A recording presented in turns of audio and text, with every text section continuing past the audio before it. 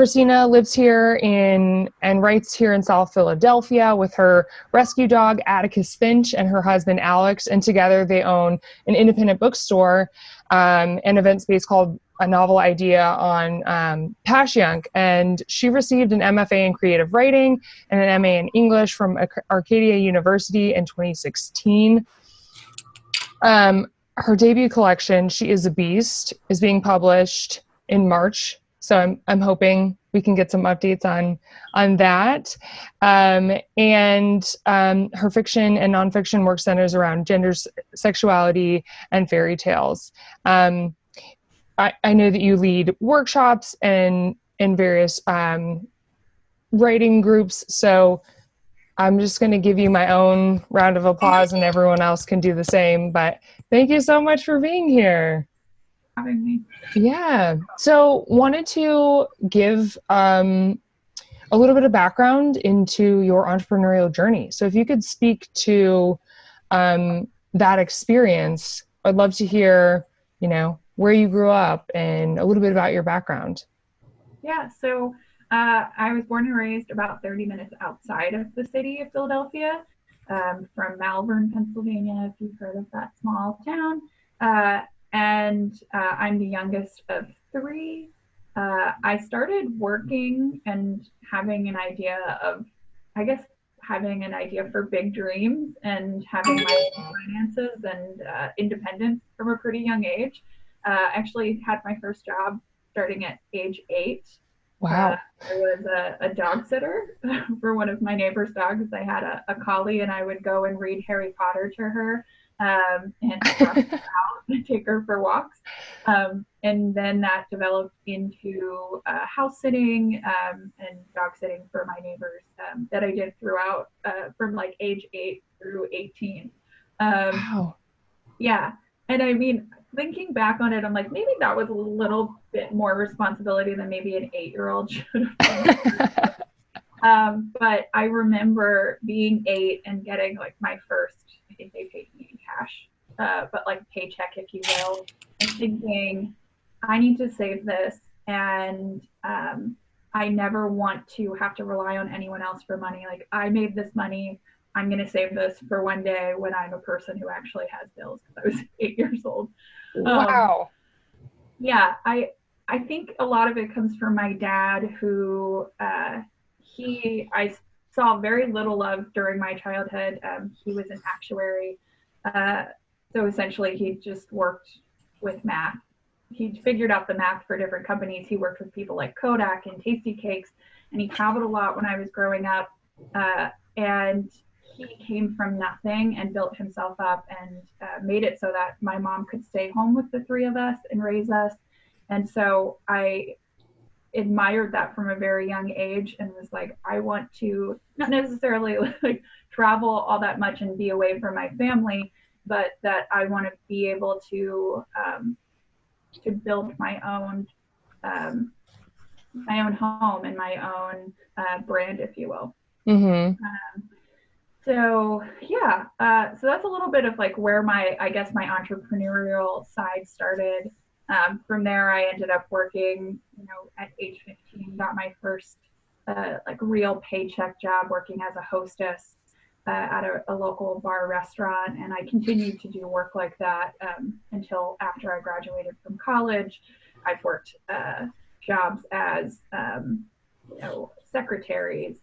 I worked at a tech firm for a while. I even worked at a hair salon, making appointments when I was in grad school. So I've done, I feel like most people today end up having a ton of different jobs to make ends meet. And I've always had the attitude of, I'm going to do whatever I need to do to pay the bills and to do what I want on the side. And so my side thing has always been writing. So I've been writing since I was old enough to do so. And by probably about age 8 or 9, I was telling people I'm going to be a professional writer when I grow up. Wow. So definitely an ambitious kid. Mm-hmm. And so I went to college in New York. I went to Wagner in Staten Island, and I studied English and psychology there. And while I was there, besides working as a hostess at a restaurant, I also had several internships, and I ran our school newspaper for a while and our literary magazine. I was also a cheerleader. So I stayed busy. And then I ended up going to Arcadia, and I was actually the first person to complete what is now a dual degree program there, a master's in English and an MFA in creative writing. And I finished that in 2016. So that's like a little bit about me. And then from there, I started adjuncting as a writing instructor.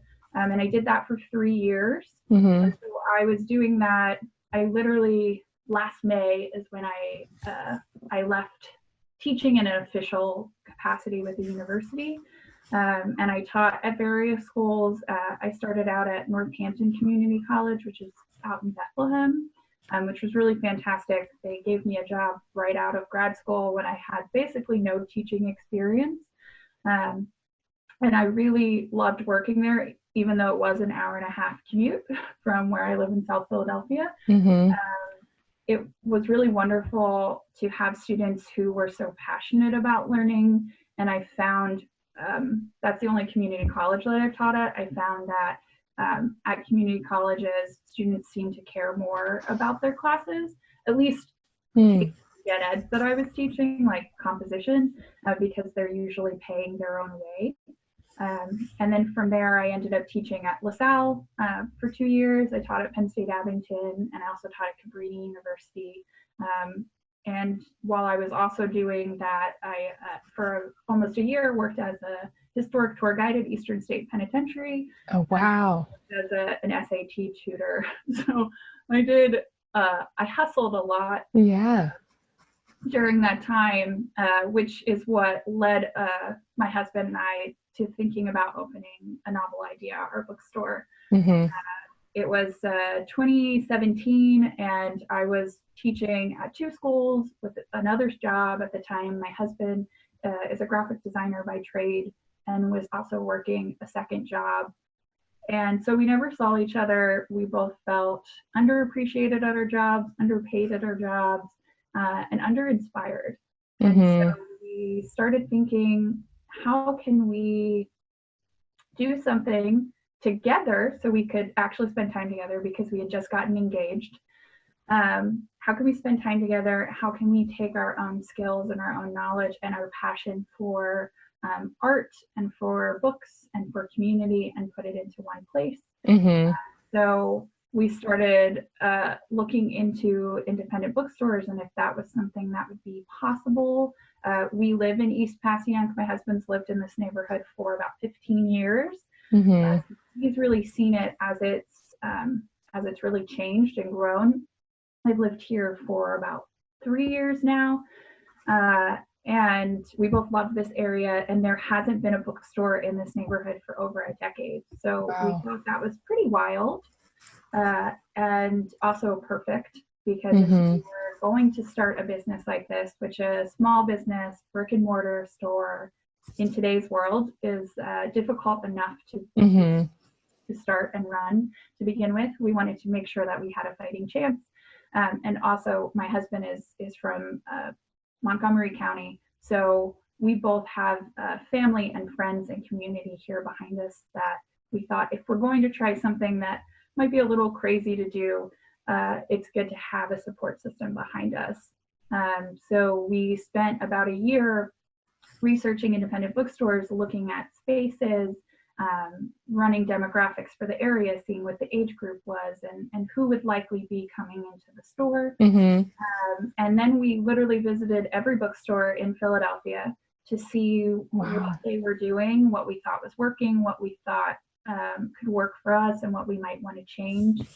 And from there, we found the space that we're in August of 2018. And then 4 months later, we opened on December 1st of 2018. So we're just over a year old at this point. Wow.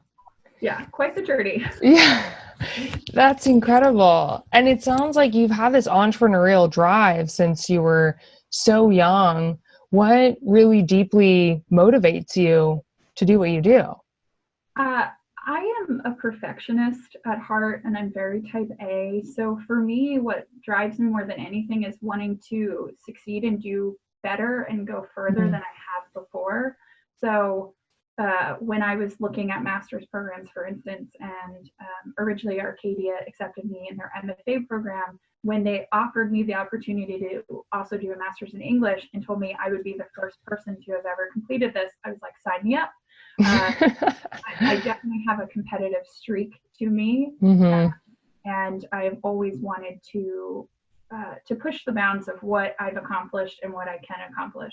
I think, I always, as someone who loves reading and is a writer, the idea of a bookstore is something I always like dreamt about, but it felt more like a dream than a reality. But then I also, along with my competitive streak, when someone tells me I can't do something or that it's going to be really difficult, to be like, let me find a way. Relatable. Yeah, totally. So yeah, I know that a lot of the entrepreneurs that we talk to sort of have that mentality of like not seeing the 99 reasons that they shouldn't do it, but seeing like that one reason that they should. What about an independent bookstore really made you think like this is it, especially in an age where, the Amazons of the world are the ones like making a lot of the headlines? Why a novel idea? Yeah. So I love that you said the name right there, because it is a pun within itself, right? It has the word novel. Obviously, we sell books, but then a novel idea of starting. We've seen in the last couple of years since we opened that other independent bookstores are popping up more and more, which is fantastic. But at the time, so many people we were talking to were like, do people even still buy books? Can you make money from this? And we said, you know what, we're not going into it expecting to become millionaires, but we think that we will be successful because we're planning to do something different and something that's important and needed in our community. So a huge part of our focus is being a community-minded space. So what this means is we host many events. In our first year, we hosted over 230 events. Wow. This year, we'll see how that number goes, because obviously with coronavirus, we're currently closed, and all of our events for this month and for the foreseeable future have been postponed. But we host all different kinds of events, from book clubs to workshops to author events to children's story times to occult-based events as well. And about 70% of our events in our first year were completely free. So we try to have them be as accessible to the public as possible, and we try to work with as diverse of a group of people as possible as well to represent the community and the city. Something else along with this idea of community is that we focus specifically on Philadelphia. So we have a dedicated section in our bookstore with books about Philadelphia's books published in Philadelphia, because we have many wonderful small presses and also some larger presses as well, that people are often surprised to find out about. And then we have some fantastic writers here, so we have a dedicated section to their work as well. We also feature, we do an artist spotlight that lasts for about 8 weeks per person. That's artwork on the wall that people can buy to support someone who's a local artist. And products that we sell are also made by local people, whether that's bookmarks or soaps or jewelry. As much as possible, we try to support local. And I think that that has made the store stand out, and it was something we were hoping would make us stand out from the beginning, to bring people in and see that this is a place that you are welcomed no matter who you are, where you're coming from, what your interests are. If you're interested in talking about books or art, this is a great place to be.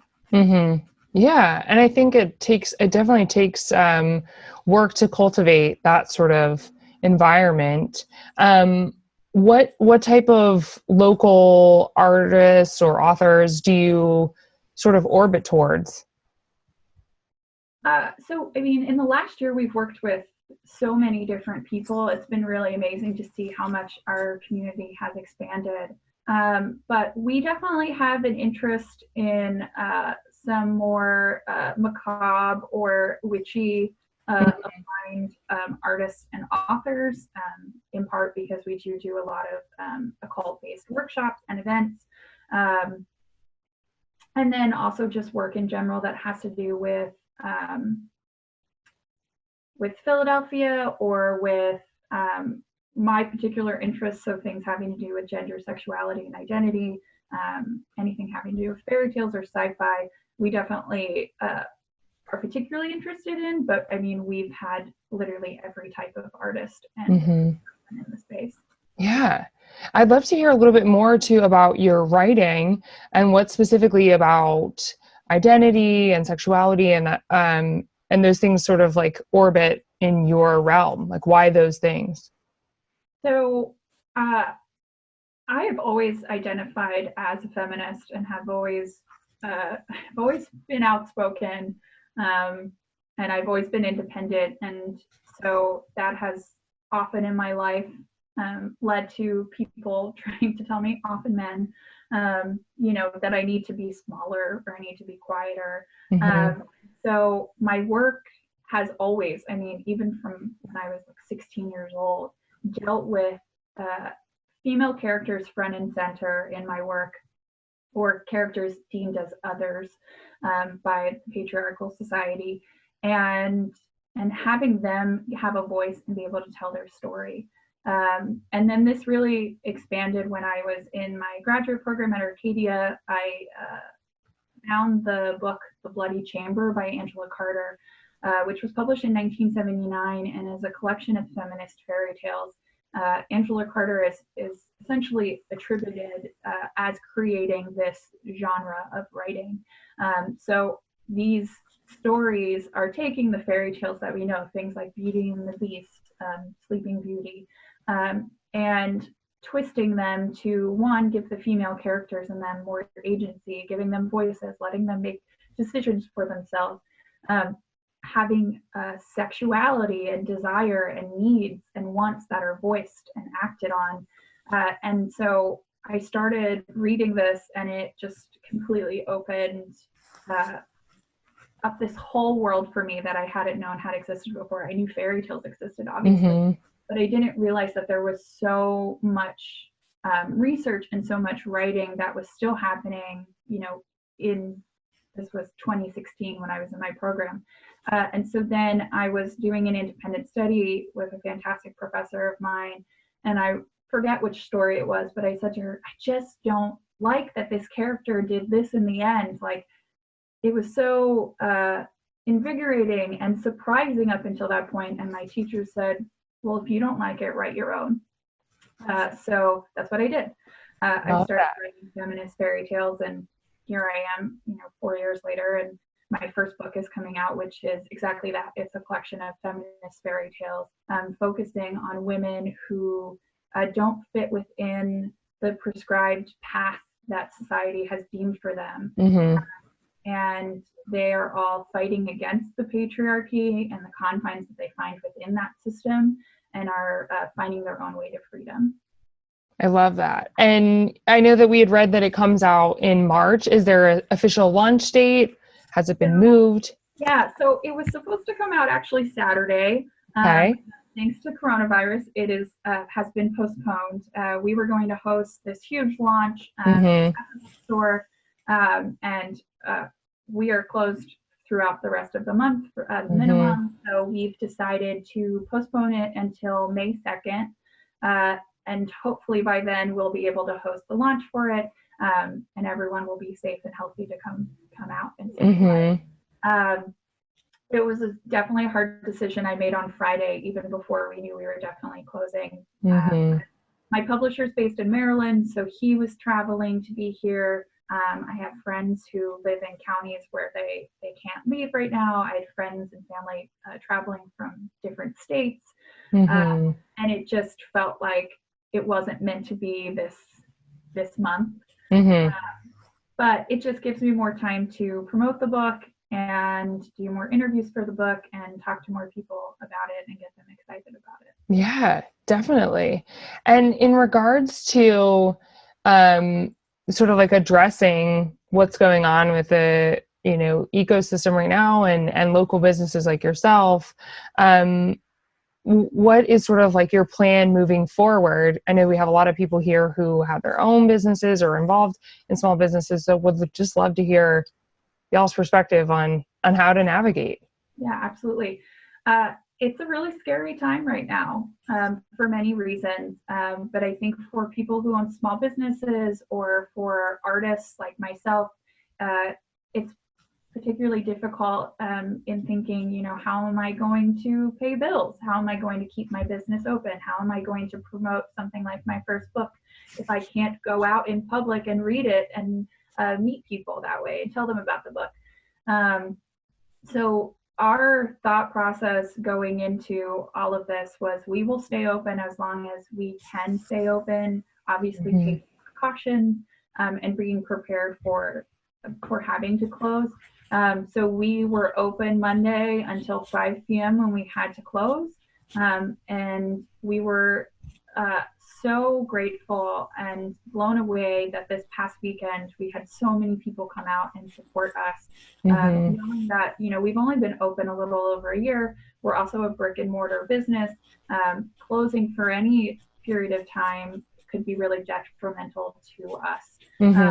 So that was really fantastic to see. And then once we closed, we have been actively working to adjust and to find creative ways to continue to promote the business and to promote people supporting us while we are closed. Right. So on our website, we have a very limited store just because it's not something that makes sense with our business and isn't something we could financially do. But we did add to it, people can buy gift cards, which our gift cards never expire. So that's one way people can support us during this time. We also have the pre-order link to my book, which pre-orders especially for small press books, are very important, not only to the publisher to help, especially in this time, keep them afloat, but to help them buy the materials to make the book. My book is also being handmade. So a lot of time and care and material goes into that. But then it also, by pre-ordering the book through a novel idea, it's helping us as the business and it's helping me as the author to have some form of income coming in. We've also are almost done putting up our entire catalog on bookshop.org, which thankfully just recently started. The people who started it, I feel like they didn't know that this was going to happen, and they just serendipitous that it happened right now. So bookshop.org is a website where any bookstores in the country that are a part of the American Booksellers Association can join for free, and you can upload your entire catalog. And this can be anything you've ever carried. So it doesn't have to be books that you're currently stocking. All books on the site are 10% off, which is nice. And what happens is Ingram, who is the major bookseller supplier, they fulfill all orders and ship directly to customers. So once we put up a book on the site and someone buys it, we're totally done with it until we get a check for it. So we've been working really hard. It's a long process to get our catalog of over 5,000 books up on the site. So we've been working to do that the last few days, and we've had something like 20 orders through it. And I think it's a really great way at this time for people to support not only us, but other independent bookstores around the country, because what they do is if it's purchased through your shop, you get the bulk of that money, but then a small percentage of it is distributed between all of the participating bookstores. So anytime someone buys from Bookshop, it benefits my business and other bookstores in the country, which is a really lovely thing and promotes community, but also is helping all bookstores at this time when we're all closed and scared and trying to make ends meet. Yeah, that's incredible. And I will definitely be sharing hopefully you can share those links with us, and we will share with all, so that we can continue to support you and other local independent bookstores. I wanted to go back. I am always so curious about how you specifically you spoke to a little bit about how, as a female entrepreneur, you sort of address situations where you maybe have been treated differently because you are just inherently a female entrepreneur. As we know, I think it's, correct me if I'm wrong, Jen, less than 2% of VC funding goes to female founders. I think that's correct. That is correct. And so, yeah, what is your sort of method? How do you address when you've been treated differently? It depends on the situation. The first place that I really started to notice, first workplace that I really started to notice being treated differently because of my gender was when I was an adjunct writing professor. So not only am I female, but I'm only 28. And when I was teaching, I was 23 when I first started teaching. And I know that I also look pretty young. So I walk in straight out of grad school. I'm also teaching at a community college where I had students who were through their 70s in age. So I had many students who were much older than I was with much more life experience. And from day one, I got asked, how old I was, if I was qualified enough to be a teacher. And this continued throughout the 3 years that I was an adjunct. It was not a funny joke, but a joke that my husband and I made every semester of like, what day is it going to happen where you're yeah. There was one time, for instance, that my one classroom at LaSalle was locked, and I called public safety to unlock it, and this older gentleman came and said, "I'm sorry, honey, I can't open it until the teacher arrives." And I said, "Sir, I am the teacher. I'm the one who called you. Like, please unlock my classroom." So it was something that I faced from coworkers. It was something I faced from people in public safety, and then my students. And how I dealt with it was being as transparent as possible. So when my students were like, "Are you old enough to teach? Like, are you old enough to do this?" I was asked that one of my first days. I said, "Well, okay, you know what? I shouldn't have to tell you my age, but I will." I said, "I'm 23. And I said, "But I have a bachelor's in English, a bachelor's in psychology, and I have 2 masters." I said, "What do you have? How old are you?" He said, "I have trained for this. I'm qualified for this. And this is what I'm passionate about. So let me teach you." And so sometimes I felt with students, I had to be that direct. Right. And sometimes it would also, I found being a young female professor, that they would ask questions that were inappropriate. I mean, I think it's inappropriate to ask them how old they are to begin with, but since I was getting married, people would ask me questions of, when am I going to have a kid, which isn't something I'm planning on doing ever. And so for me, there were times where I'd just say, "You know what, that's really not appropriate to ask me." And you would ask me that if I was a man, Right. And then they'd stop there and be like, because they, and you don't typically go around to your male professors and be like, "Hey, when are you going to have a baby?" Right. So sometimes I would go direct with them, that it would scare them into asking me questions again. And sometimes it was just saying like, "Hey, I'm a person. Like, let's just talk person to person." And then in terms of the bookstore, what I often find is that when people come in, let's say there's a meeting scheduled or an interview, this often doesn't happen if it's a woman who's meeting with us or interviewing us. But we'll go directly to Alex to introduce themselves to my husband, bypasses me. Or when a customer comes into the store and they will turn immediately to my husband if he's there, to ask him questions and be like, "Hey, are you the owner or the manager?" I've had times where I've answered the phone and someone refuses to talk to me. They want to talk to, they don't think I'm the manager or the owner, and B, if I convince them that they are, they still insist that they need to speak to my husband. I've even had times where customers come in and they're like, "Did your husband give you permission to work alone today?" And in some cases, I just say my husband doesn't give me permission to do anything. Exactly what I want. So it's always frustrating and it's always surprising, especially in 2020. But I try to deal with it case by case. If I can see that the person is maybe older and that they don't mean anything by it, I might let it slide.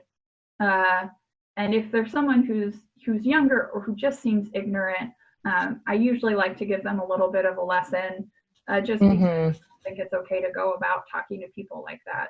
But it's definitely something that probably on a weekly basis, I deal with at some point or another. Of I am a woman who, because of the society that we live in, people don't think I should have the authority that I do.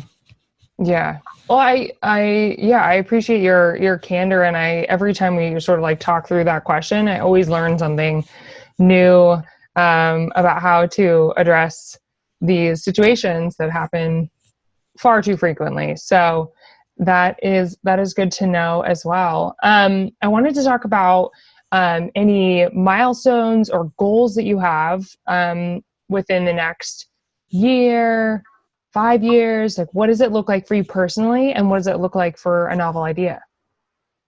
So I'll start with the novel idea. We already hit one of our milestones coming into 2020, that we finally hired our first part-time employee. Oh, congrats. Thank you. So this is really exciting for us because for the first year, it was just literally my husband and I working. And as I mentioned, we did over 200 events. So it was a lot of 12 plus hour days. I was also still adjuncting through last May. So for the first 6 months we were open, I was teaching 3 days a week as well. Wow.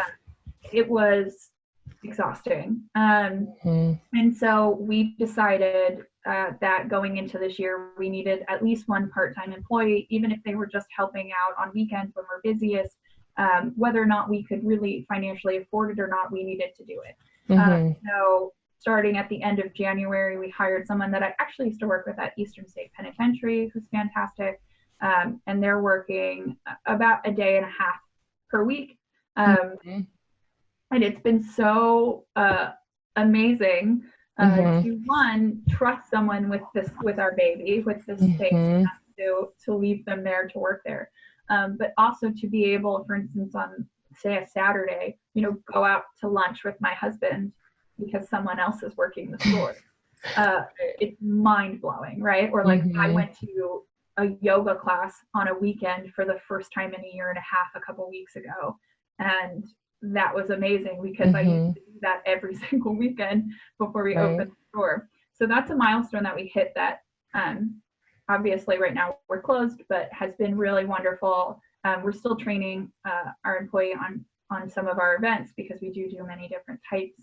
But that's nice because one goal that we have, not just for this year, but moving forward, is for us to be able to start taking steps back from the business because we have lives and our own relationship and things that we want to spend time on. And I also knew this spring with my book coming out that I needed to have someone that we trusted at the store so that I can go read at an event or do an interview or maybe travel for an event or a festival or something and know that the store is still in good hands and we don't have to shut down for that day or those days so that I could make that happen. That's a goal that we hit that we're really excited about. Moving forward, I would say in 5 years, our goal is to either have a second location, either in Philadelphia or in another city, or to have expanded the current location that we're in. Oh, cool. So our space is really cozy and cute. It's about 800 square feet. And it's so lovely. And we knew from the moment we stepped inside of it that it was the right space. But we, in some ways, have already outgrown the space that we're in for the types of events that we're doing and workshops that we're doing and just the space that we need. So we're not planning on jumping ship anytime soon, but within 5 years, maybe thinking about either a new location or finding a larger location. And we love the idea of potentially expanding to have additional novel ideas. on other streets other than Passyunk. Mm-hmm. And then, in 10 years, we've talked about potentially at some point starting a totally different type of business. It might still be something based in the literary world. We often have people who ask if we would consider starting a small press, which is something we think about, but it's just something that's so far from what we could do in this moment. But there is a married couple who has done something similar, and they're definitely a couple that we idolize. They started $2 Radio. They're based in Ohio, and so it's a small press that is widely recognized in the small press and just publishing world.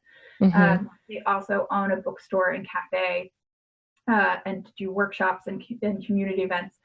So they've been someone from the beginning that we've looked up to, and we're like, yeah, maybe one day we'll be ready to take on that additional thing, but probably not for many years. And then personal goals this year. So obviously my first book is coming out, which is a huge goal that I've had since I was probably like 5 years old. Wow. So that's very exciting for me. I also, in the last year or so, have finished 2 longer projects. One's a novel, and then I have a full-length short story collection that I'm hoping this year to start submitting to agents and publishers to hopefully have come out within the next couple years. So those are, for me, like in like the year like 1 to 3 from now, is really focusing on these other projects. And then I have a couple projects I'm in the midst of and getting those finished and out there in the next couple years. And then I'd say in about somewhere between 5 to 10 years, I'd also like to potentially move to another city. I've spent almost all of my life in or outside of Philadelphia, and so is my husband. And so we are thinking about potentially moving south at some point. We got married in New Orleans, which is my favorite place in the world. We also just were in Europe this summer and fell in love with Austria. So we sometimes talk about big pipe dreams, like maybe moving to Austria in like 15 years. Amazing. So yeah, these are like dreams that probably won't happen for a while, but I think it's important for us to explore what it might look like to live somewhere else, what it might look like to open a bookstore, since we know that we could successfully do the model that we planned here in Philadelphia. What would it be like to try it in a place where we don't know as many people? It'd be a really interesting new adventure and challenge that I'd be excited to try. Yeah.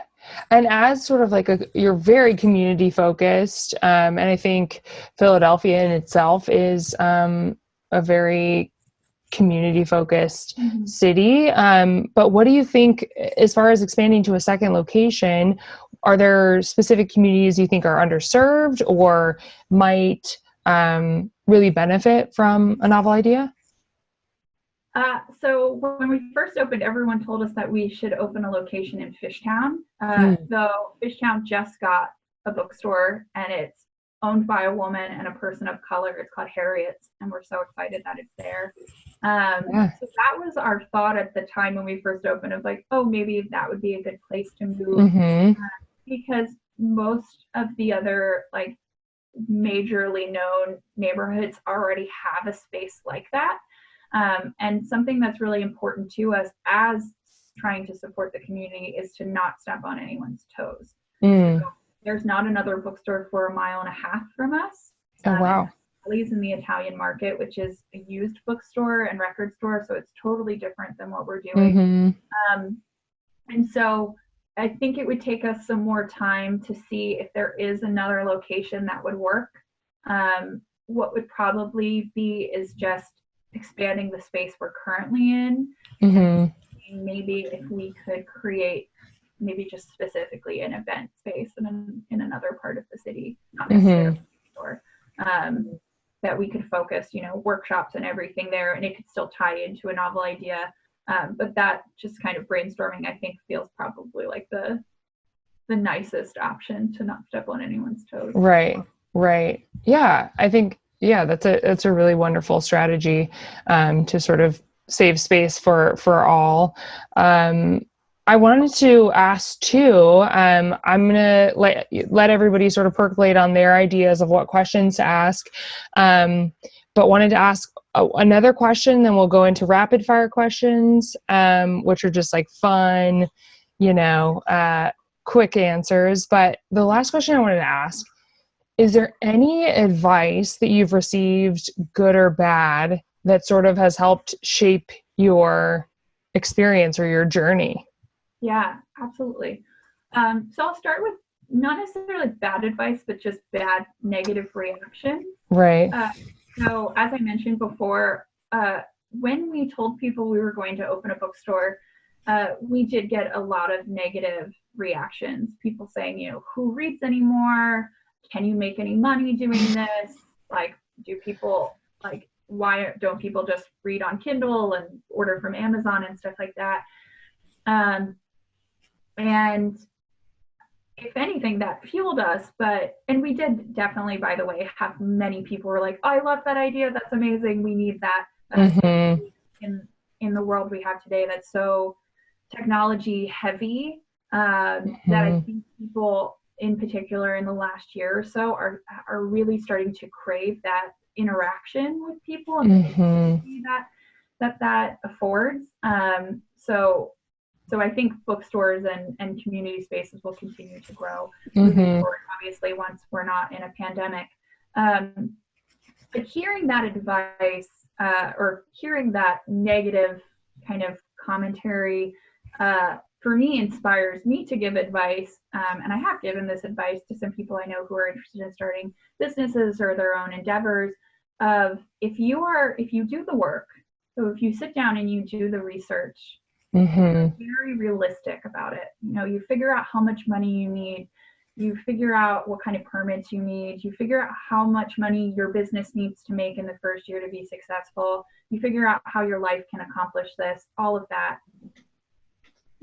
If you're that practical side, and then you have passion, just like pure, unbridled, fiery passion for what you're going to start, I think you'll be successful no matter what it is. And that was for Alex and me. We were like, yeah, we might not be millionaires, but that's not why we're doing this. We're doing this because we want to connect with ourselves. We want to connect with our community, and we need a change. And it made our lives just in general so much fuller and has given so much to us that we didn't have before. I've said countless times in the last year that this is the most whole or complete I've ever felt in my entire life, and the most I've ever felt a part of a community or multiple communities in a way I've never felt before. And so I think if you're passionate about something, that will show to people, and they'll want to rally behind you and support you no matter what it is. So that's a piece of advice I will give off of negative things people have said. And then a piece of advice that I was given that I think that is very good advice, and again, no matter what kind of business or endeavor you're trying to go into or are currently in, it holds up, is to just be there. So if you're starting a brick and mortar store, some kind of event space or anything like that where you have to physically be there, right? When you open up, there might be days where it's slow. We opened right around Christmas, so we were busy, but then we went into January and it was dead. So you show up. You show up physically, you show up mentally, you show up emotionally. And this ties into what I was saying before. If you're passionate about something, it will show and it will attract people to you. So if you're going to start your own business, for instance, you need to be fully committed. And I think you can see really easily when someone is fully committed to their idea and has thought something through and planned for it than someone who hasn't.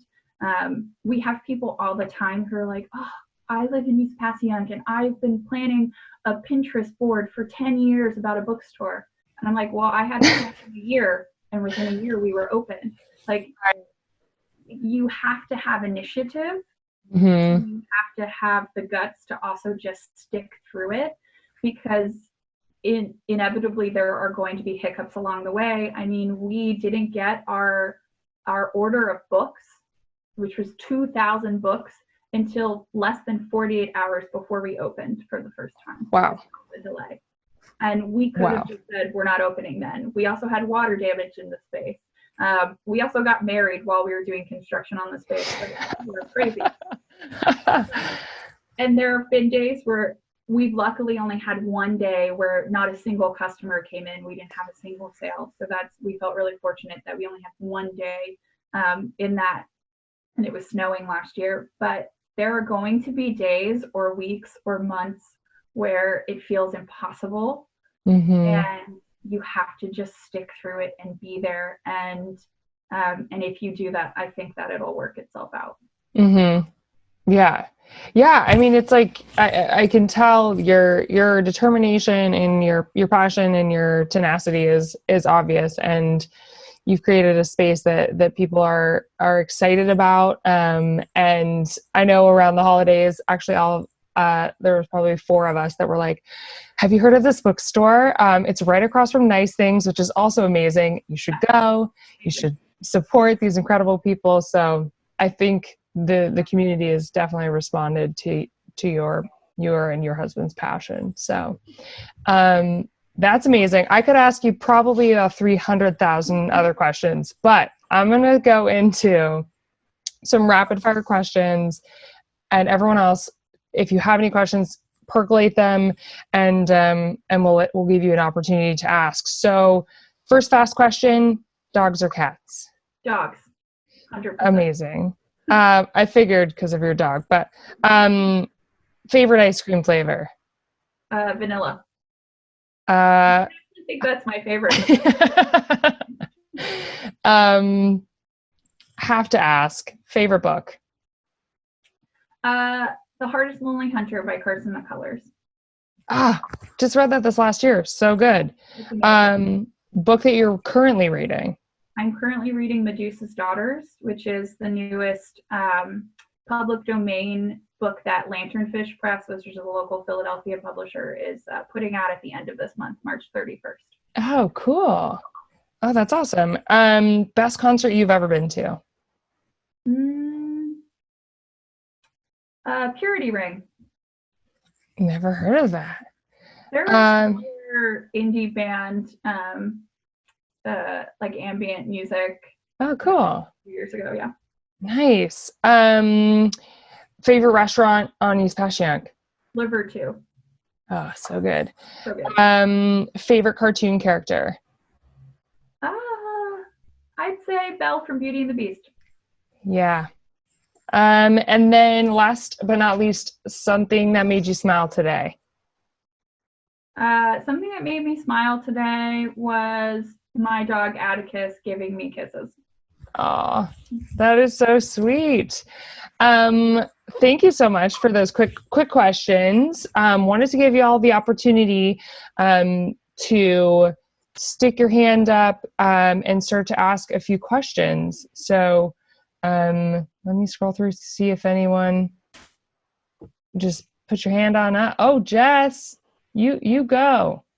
Hello. I just had a question about, at the beginning of your entrepreneurial experience and into opening your bookstore, what were some resources that you found that were difficult to find, actually? So things that you were looking for that you couldn't find within the community that you kind of had to really search for. Just because I would love to know what that looks like for someone who's just at the beginning stages. Yeah, so I would say one of the hardest things when we first opened was getting people to want to hear our story. So we opened in December. It was probably mid-October to late October that I started contacting pretty much every publication in Philadelphia and said, my husband and I are opening an independent bookstore and event space on East Passyunk. This is what it's called. This is when we're opening. Please write about us. And no one wanted to write about us. I didn't even get responses from most people. And we weren't at the point where we could afford to pay for any kind of advertising. So we were like, what are we going to do? Because promotion is really important. So I just kept contacting people, and I run our social media. So any posts you see, tweets, Instagram, Facebook, anything like that is me. I'm the person behind it. And so I was like, well, I'm just going to keep pushing this for a while and start getting followers. And, you know, anytime I meet someone, have a business card with me to tell them about our business. And then South Philly Review got back to us and actually wanted to do a feature on us that ran in mid-November, so just a few weeks before we opened. We didn't have books in the space or anything in the photos of us. We're just literally putting the same book, the one book, on and off the shelf. But it was so amazing also that a paper specifically for our neighborhood had picked us up. And then from there, I mean, we had Philly Mag calling us. We had Broad Street Review. We were getting interviews left and right, which has not stopped. We still get interviews. We actually, to this day, have not paid for any advertisement. Wow. And I can't be grateful enough to South Philly Review for deciding to pick us up. But that was something that I was surprised about, and I had expected for just based on the fact that we were a newly married couple that met and had our first date on East Passyunk Avenue, that are members of the community, that are starting this bookstore, adding something totally different to the community. I thought that immediately news outlets would want to pick up our story. And so that was really challenging at first, but then I just kept working until someone wanted to do it. And once they did, then I felt like a lot of people started calling. Alongside that, I would say too, if you're having issues with promotion or anything like that, don't be afraid to ask for help. So East Passyunk has a business improvement district, and a lot of neighborhoods do as well. And ours is really wonderful. At this point, we have a really good relationship with them, and we can say, hey, to the director of it, we have this event coming up. Could you either push it through East Passyunk Avenue's like Instagram and social media, or could you consider us the next time you have the opportunity for an interview on the news? And there's hundreds of businesses on the avenue, so we obviously don't get picked for everything. But it's also been a good resource to have, and was something that I literally did not know existed before we opened the store. So that's something to look into as well. Mm-hmm. Great. It looks like Tracy raised your hand as well, if you want to ask away. Hi, Christina. Hi, everyone.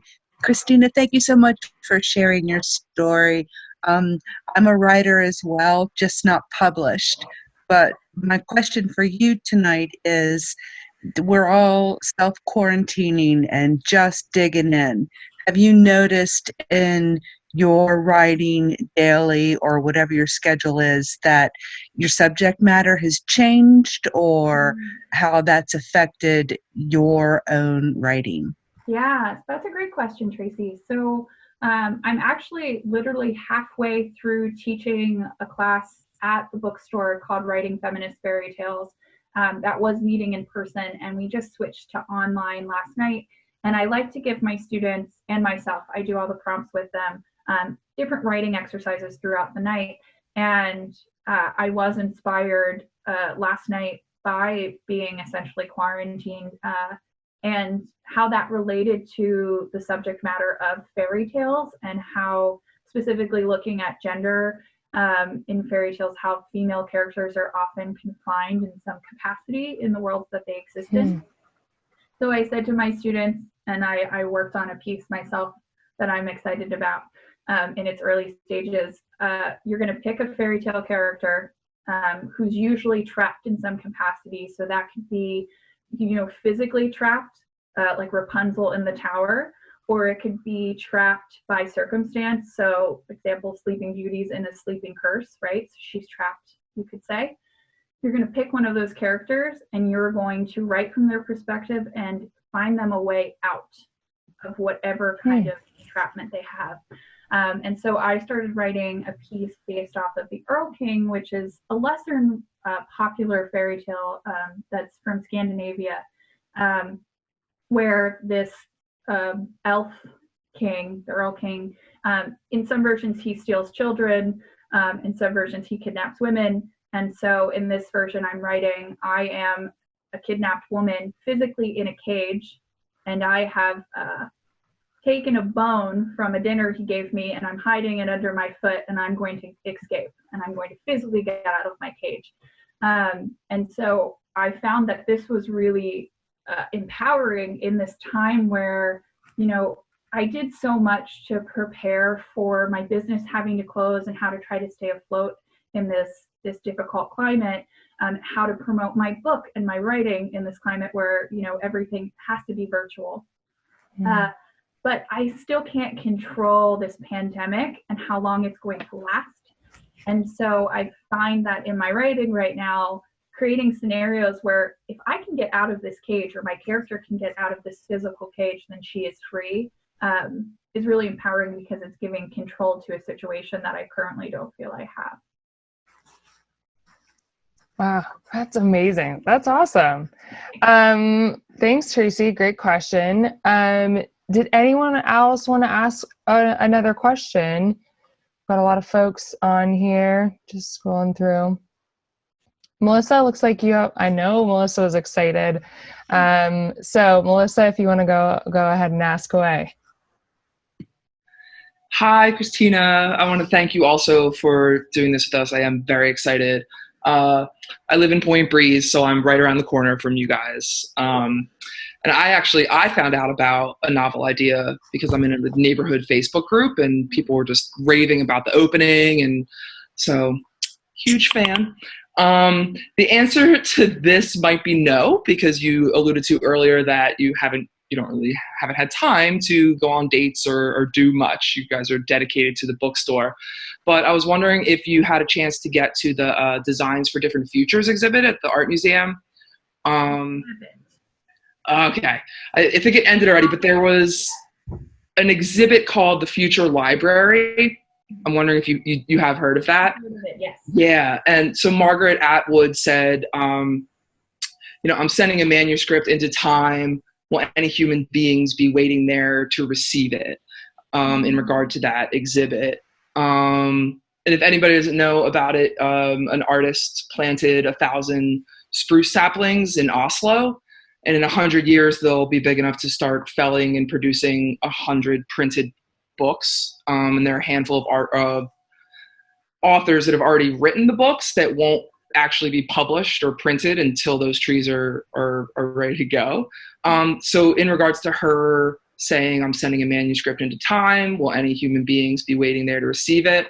What is kind of like your feeling around that and your response to her saying that, and just the project in general? I think it's fascinating. Yeah, the project is really fascinating. I think it's so interesting to see how publishing has already changed and how the world continues to change.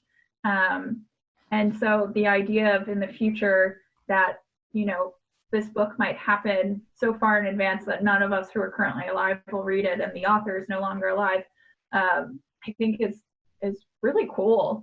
And also we often find that obviously Margaret Atwood is alive and well and is so popular today, but so many artists, don't get recognition until after their time. So I don't see why that wouldn't continue in the future. And I like the idea of books continuing to evolve and change and be surprising and something different, because in part, I feel like that's the only way they will continue to survive with such popularity. I think a lot of people think today, I think the thought is changing, but a lot of people say why do people still read books? We have so many other resources and things, and people aren't reading books in the same way they did in the past. I do. I'm super anti-Kindle and everything like that. I like to hold a book in my hand, but I also think that the literary world needs to adjust with the time and the people, and that's how it will continue to thrive. Mm-hmm. Great. Was there any other questions? I know we're right around an hour, so wanted to be mindful of that. Tamara, did you have a question? You just. I do, but Chelsea looks super enthusiastic. I'm also enthusiastic, but we raise our hands at the same time. All right, Tamara, you're already talking. You can go for it. Okay. As a person who works in tech and in the digital health space and in the climate that we're in right now, we're all a little bit fearful, as small businesses and startup companies about what the future outcomes are. But if you take the positive spin, we're looking at, the opportunities that are here in the digital health space specifically for thinking through digital health and telehealth and a larger breadth of access to resources for individuals via technology. But as I'm looking in that space, the digital space, I also wonder what you guys are thinking through in terms of when we come out the other side of this. People are going to need more access to human engagement than ever. I'm a person who likes a tangible book. I'm a person who thrives off of human interaction. So I'm wondering, what innovative processes or thoughts are you putting together right now with your husband and your larger community of people who, thrive on physical product to sort of come out on the strong side once we make it there? Yeah, that's a great question. So something that's very important to us is staying in touch with our community during this time. So being active on social media, using technology to our advantage to keep in touch and to maintain connections and to see what members of our community are reading or what books they're excited about coming out, and continuing to promote the fact that my book will be coming out and that will be, once it's healthy and safe for us to all be, in a large crowd together, that could be a great example of an event that we could come together as a community and see each other again and promote literature and the bookstore and an independent author and everything like that. So that's one thing we're currently working through of how can we maintain this connection. And then also we're using the technology that we have available to try to have bookshop available to the public, and also starting to think about, because we had several classes that either have been postponed or canceled just because they hadn't started yet and we didn't have set up the capabilities to switch everything to be online, trying to be more mindful of that in the future and being more flexible with that. So those are just things we're doing in this kind of no man's land that we're existing in right now. And then our plan as soon as things reopen is to just come back as strong, if not stronger, with the programming that we offer, whether it's the different book launches that we had to postpone, our workshops, trying out new events. We recently tried, and it was very successful at the beginning of this month, Brunch with a Book, which is a private ticketed event that's 2 hours where we partner with a local coffee shop or bakery and have them provide all of the food, and then included in the ticket price is a book of a certain dollar amount that you can pick any book in the store of that dollar amount. And it's a good love that. Yeah, it's so fun. And it was a really great way for people to start to mingle and meet other book lovers in the community. And it's also not necessarily as much of a commitment as, say, a book club. But if you like books, you can come and you can either socialize or not socialize. So we were already planning to do another one of those in the future, but I want to work on more programming like that, that promotes community and isn't necessarily, an author event or, like I said, a book club, that people might feel like they haven't read the book or they don't have the time to read the book, or they don't want to just sit and listen to someone read, but they want something that's more interactive. I've been planning for a while to start an adult story time where alcohol is provided and I read children's stories literally to adults. I just think it would be a lot of fun. So I'm trying to think of things like that I think could continue to grow the community once people can come out. So that's the main thing that I'm trying to focus on once we come out on the other side. And then obviously, having the store brimming with books and products and things for the community once they can physically get out of their house to buy a physical book as well. Chelsea, I think we'll have you as the last question, and then we'll wrap up. Okay, great. Sorry if this is like too long, but it's sort of like leading in from Melissa's question. So my fiance and I live in a very small house in Queen Village, and part of when we moved to Philly, we downsized. We got rid of everything, and we love reading as well. And part of that sacrifice was like we got rid of a lot of our books, and so we've kind of made that transition into digital e-readers to sort of suit our, I want to say minimalist. It's not really accurate. It's mostly just like a requirement of our living space. But the question I have is like, how do you navigate that? Like this sort of modern idea of sustainability. When you're talking about the trees that it's required to print a book, but then you also have this like sort of corporate overlord of like Amazon really controlling like what we can get on e-readers. And so just like, how do you navigate that space? And like, do you see a place in the future where like small business owners and small bookshops can kind of travel in that space and be a part of it, and without being like beholden to that sort of old school physical book?